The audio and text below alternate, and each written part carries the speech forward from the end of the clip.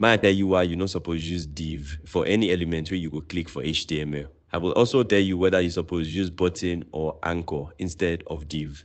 The first problem with div, I say screen readers no go recognize I'm saying a button.